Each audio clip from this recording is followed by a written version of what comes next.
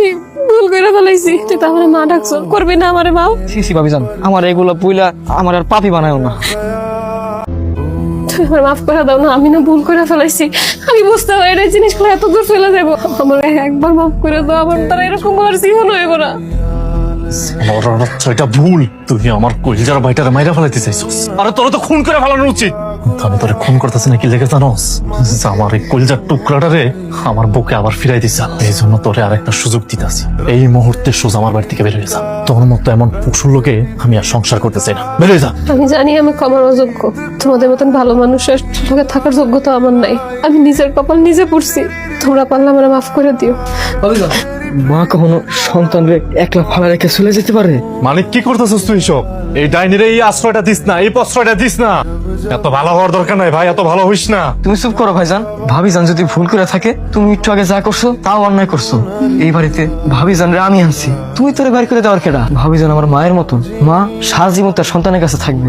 পরে আর কি কম, পাপ তো আমিও করছি রে ভাই। মায়ের দেওয়া কথা আমি রাখতে পারি নাই, তোর খেয়াল আমি রাখতে পারি নাই। খেয়াটা কইছে ভাইজান, তুমি যদি আমার খেয়াল না রাখতা আমি এত বড় হইতাম কেমনে? তুই তো আমার লাগে মূর্তি নিয়েছিলি রে ভাই। না ভাইজান, ভাবিজান তুমি লেগে যেমন আমি মরতে পারি না, তেমন তুমি কারণে আমি বেঁচে ফিরছি। আমি সব পুরানো কথা ভুলে গেছি, তোমরাও সব পুরানো কথা ভুলে যাও।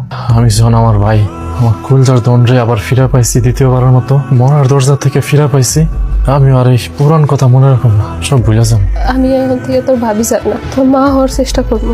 আমার সবাই সুখ আনন্দ নিয়ে বাঁচবো। দেখি ভাবিজান, আমার আমার ভাইজান, আমার ভাবিজান। বাবাজি, তোমার শরীর এখন কেমন আছে? আগে থেকে অনেক ভালো আছি তাহলে সাহেব। বাবা রতন, আমি সবই শুনছি। লজ্জায় আমার নাক কাটা গেছে। মানিকরে যদি দেখতে না আইতে হইতো, তাইলে আমি এই জীবন আমি আমার মাইয়ার মুখোমুখি হইতাম না। আমি সারা জীবন একটা আদর্শ নিয়ে চলছি। আমার মাইয়া যে এরকম বেয়াদব হয়েছে, এটা আমি কল্পনায় আনতে পারি না। আমি তো ভাবছি আমার মাইয়া মা হারা পোলাডারে নিজের সন্তানের মতো আগলায় রাখবো, কিন্তু সি সি সি সি, আমার মাইয়ার লিগা এই পোলাটা মরতে বইছিল। আপা আমি তো ভুল করে ফেলাইছি, আপা আমারে মাফ করে দাও। সব বেয়াদব, তুই ভুল করস না, তুই পাপ করছ। যদি ভুল করতি তাহলে তোর থাপ প্রায় এই শিশু পোলার কাছে মাপ চাওয়াইতাম। তুই তো জানোস আমি মেম্বার মানুষ, আমি কিরকম বিচার সালিশ করি। হায় হায় তালি সাহেব, আপনি এগুলো কি বলতেছেন?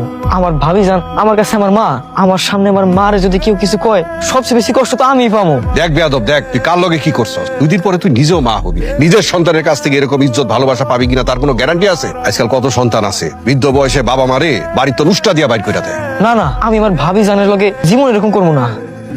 আমি আমার ভাবিজানের সারা জীবন আমার মাথায় করে রাখবো। ভাই আমার তোরে তোরে বাইরে ফেলাইতে নিয়েছিলাম ভাই, তুই আমার মাফ করে দে। আমি আমি ভুল করে ফেলাইছি, তুই তো আমার মা ডাকছ, করবি না আমারে মাও? সিসি ভাবিজান, আমার এগুলো পুইলা আমার আর পাপি বানায়ও না।